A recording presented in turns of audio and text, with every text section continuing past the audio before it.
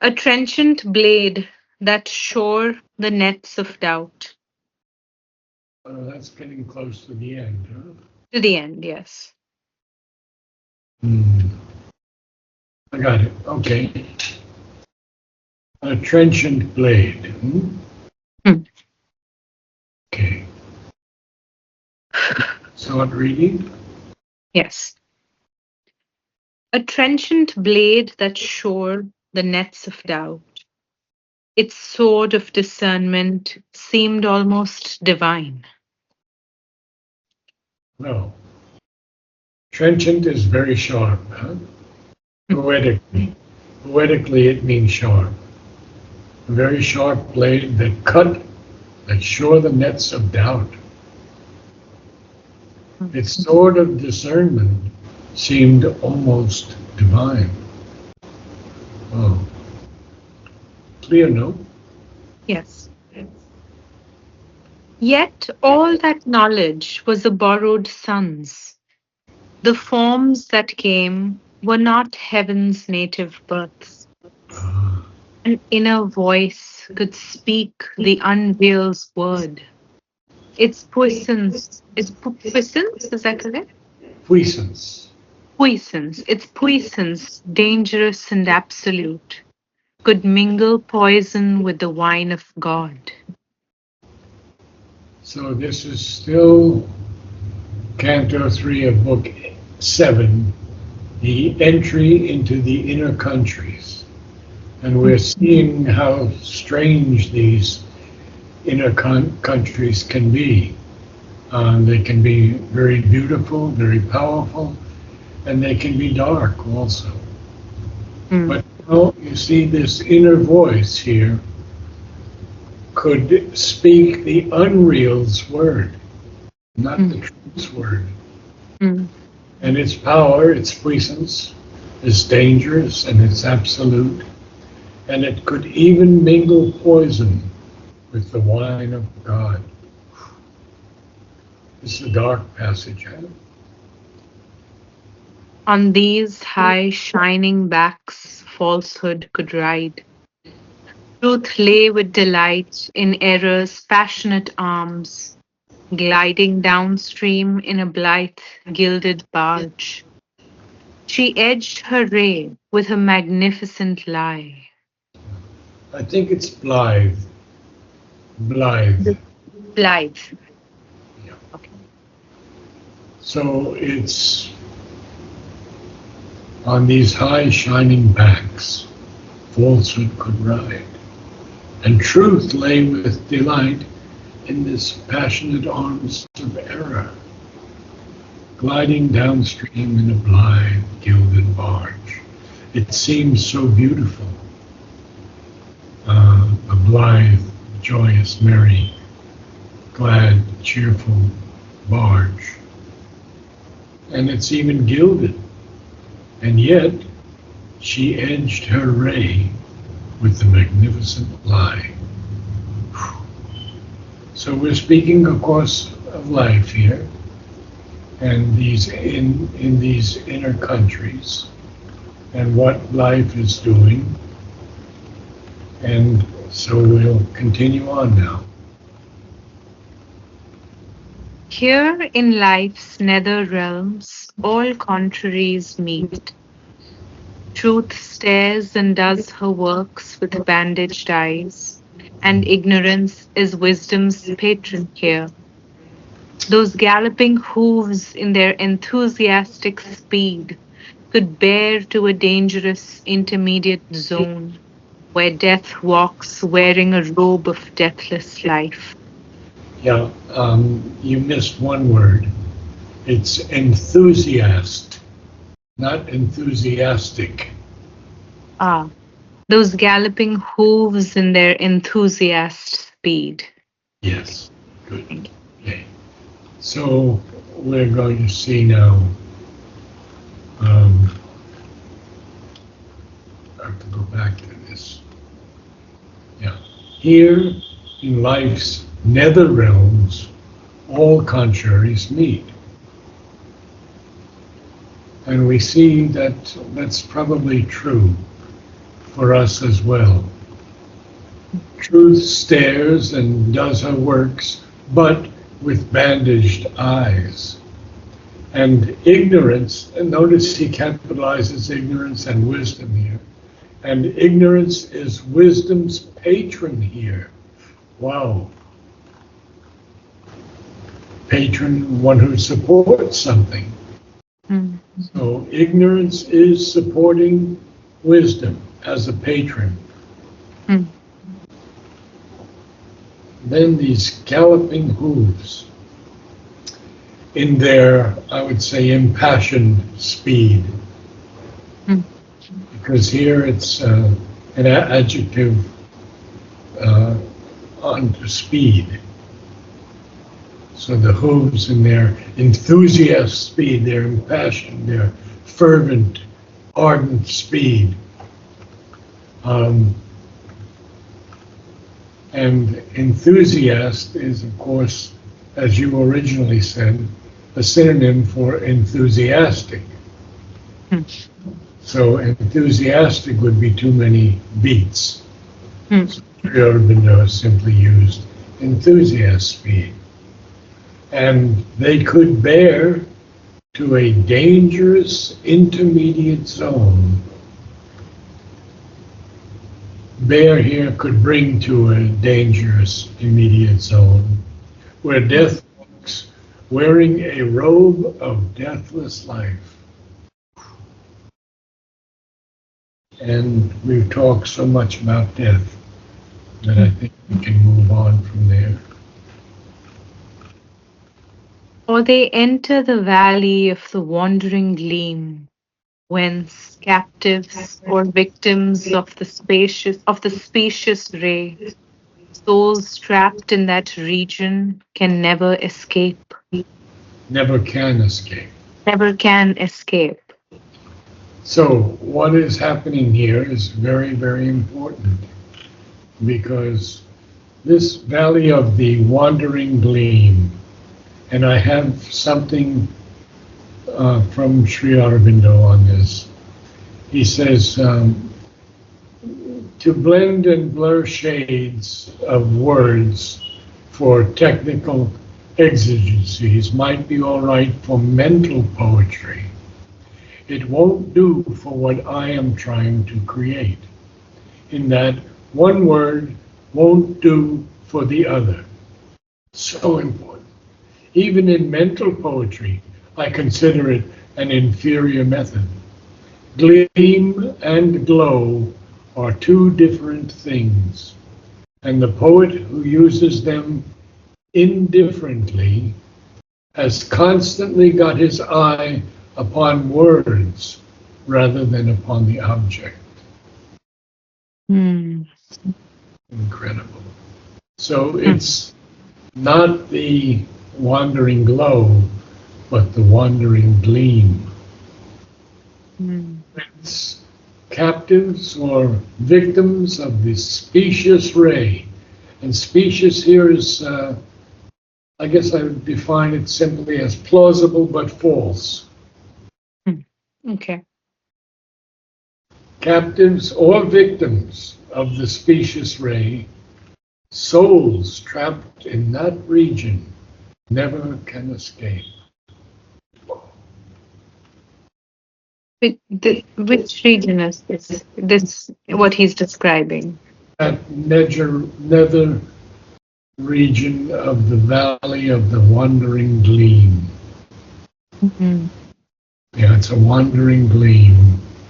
And it's a kind of intermediate zone, as he says above, could bear to a dangerous intermediate zone where death walks wearing a robe of deathless life. So we have to go back to these things always.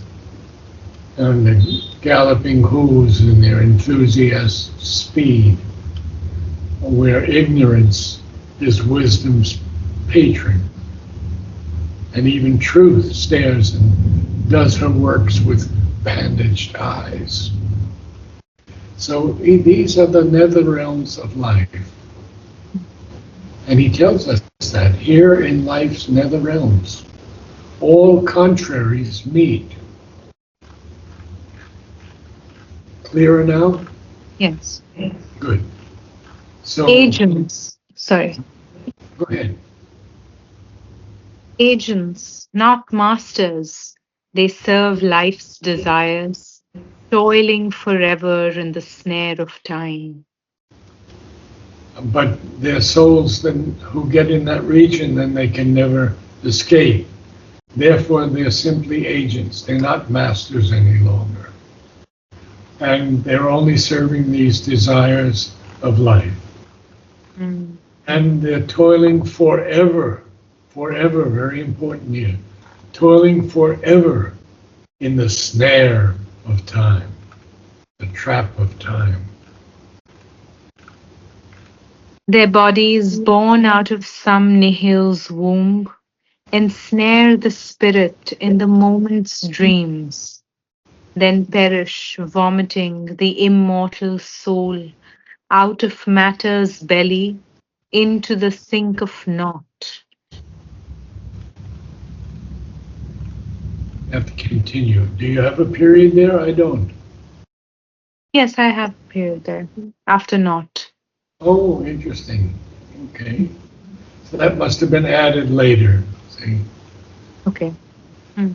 We see about their bodies. Their bodies are born out of some nothing, some nihil's womb. And I don't believe the B is sounded.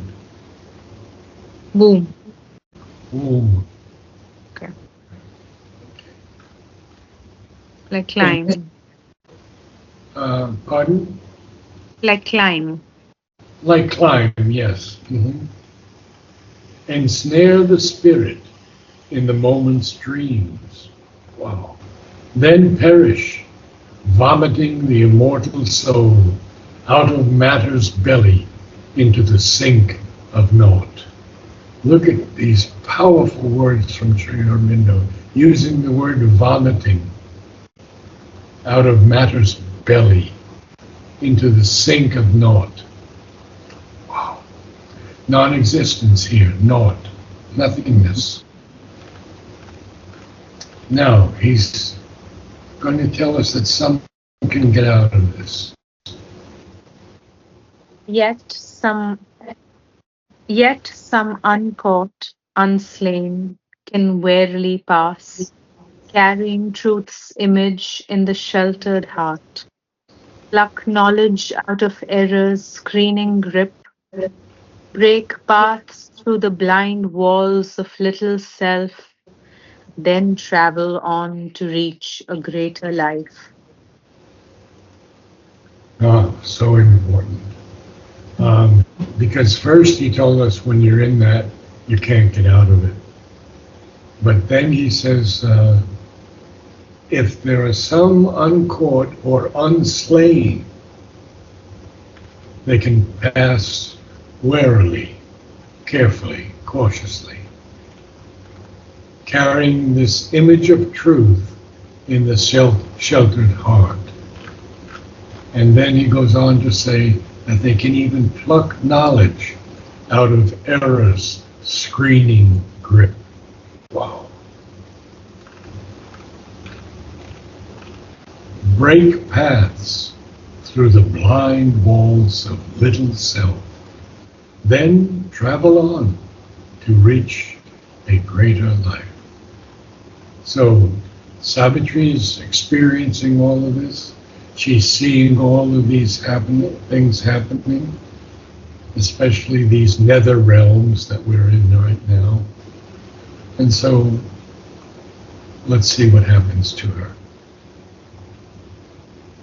All this streamed past her and seemed to her vision's sight, as if around a high and voiceless isle a clamor of waters from far, unknown hills swallowed its narrow banks in crowding waves and made a hungry world of white, wild foam. Hastening, a dragon with a million feet, its foam and cry, a drunken giant's din, Tossing a mane of darkness into God's sky, it ebbed, receding into a distant roar. Okay, so all this is streaming past Savitri. And it seems to her vision sight, and then he uses imagery again to explain how she's seeing this. As if again, huh? Hmm. Or famous as if. As if, in a way, sort of around a high and voiceless isle. These clamors of waters coming down from far unknown hills swallowed its narrow banks in crowding waves, huge waves, and made a hungry world of white, wild foam. Well, I have been in these waves in America where we were in these small rubber boats, rubber rafts, I would say. And these waves are 25 feet tall and they're crashing down on you. I mean, it's an experience. And then you have to manage to get to the side of the bank so you can empty the water out of the. You'll sink, or it will sink with water. So seeing all of this, these narrow banks being swallowed in these crowding waves, and made a hungry world of white wild foam, hastening again like a dragon with 1,000,000 feet, its foam and cry a drunken giant's din, tossing a mane of darkness into God's sky. It ebbed, finally, receding into a distant roar. I've experienced this incredible thing, not in a negative way, in a very positive way, but a very scary way also. So, shall we go on to the next page? We have a few minutes left. Yes. I think we could do that. 95, okay. Then smiled again a large and tranquil air, blue heaven, green earth, partners of beauty's reign, lived as if old companions in happiness, Good. and in the world's heart laughed the joy of life. Well, we're out of that area now, thank God. And smiled again this large and tranquil air. And look how beautifully he puts it. Blue heaven, green earth, partners of beauty's reign. There's so much Sri Aurobindo speaks about beauty.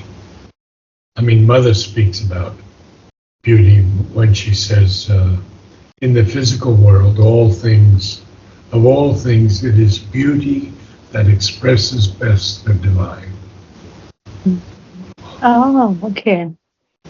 Yeah. And then she goes on, she even says the physical world is the world of form. And the perfection of form is beauty. Mm. And then, I've got something here. Beauty interprets, expresses, manifests the eternal. Its role is to put all manifested nature in contact with the eternal through the perfection of form, through harmony, and a sense of the ideal which uplifts and leads towards something higher. And in the human cycle, Sri Aurobindo says, to find highest beauty is to find God. But like love, it is an expression, a form of ananda, created by ananda and composed of ananda. That's in his book, The Future Poetry. There's another one from the future poetry, too. Beauty is the way in which the physical expresses the divine, but the principle and law of beauty is something inward and spiritual and expresses itself through the form. See, these things are so close to what Mother's saying, but they phrase it with different words, and it's the same thing. Then I give you one more from the future poetry because I love it so much. Beauty is the special divine manifestation in the physical, as truth is in the mind, love in the heart, power in the vital.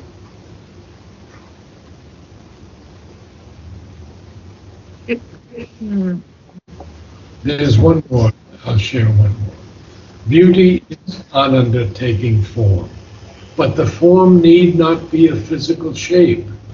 One speaks of a beautiful thought, a beautiful act, a beautiful soul. Hmm. What we speak of as beauty is ananda in manifestation. Beyond manifestation, beauty loses itself in ananda. Or you may say beauty and ananda become indistinguishably one. It's so great to read these things. Okay. So all these things, blue heaven, green earth, who are partners of beauty's reign, lived as old, companions in happiness, and in the world's heart the joy of life laughed. So beautiful. Okay, we probably have to stop here. Yes. Yeah, because you've got a lot to read. Okay. A trenchant blade that shored the nets of doubt, its sword of discernment seemed almost divine. Yet all that knowledge was a borrowed sun's. The forms that came were not heaven's native births. An inner voice could speak the unreal's word. Its puissance, dangerous and absolute, could mingle poison with the wine of God. On these high shining backs falsehood could ride. Truth lay with delight in error's passionate arms, gliding downstream in a blithe gilded barge. She edged her ray with her magnificent lie. Here in life's nether realms, all contraries meet. Truth stares and does her works with bandaged eyes, and ignorance is wisdom's patron here. Those galloping hooves in their enthusiast speed could bear to a dangerous intermediate zone where death walks wearing a robe of deathless life, or they enter the valley of the wandering gleam, whence captives or victims of the speechless ray, souls trapped in that region never can escape. Agents, not masters, they serve life's desires, toiling forever in the snare of time. Their bodies born out of some nihil's womb, ensnare the spirit in the moment's dreams, then perish, vomiting the immortal soul out of matter's belly into the sink of naught. Yet some uncaught, unslain, can warily pass, carrying truth's image in the sheltered heart, pluck knowledge out of error's screening grip, break paths through the blind walls of little self, then travel on to reach a greater life. All this streamed past her and seemed to her vision's sight, as if around a high and voiceless isle A clamor of waters from far unknown hills swallowed its narrow banks in crowding waves and made a hungry world of white wild foam. Hastening, a dragon with a million feet, its foam and cry a drunken giant's din, tossing a mane of darkness into God's sky. It ebbed, receding into a distant roar, then smiled again, a large and tranquil air, blue heaven, green earth, partners of beauty's reign, lived as of old, companions in happiness, and in the world's heart laughed the joy of life. We noticed going through this passage that Sri Aurobindo is using the image of a horse. Yes. Yeah. And it's subtle, but it's all through that Yes. marvelous image of the horse. Yes. So, good reading, very good Thank reading. And you. see you next week. Thank you so much. Thank you. Thank you.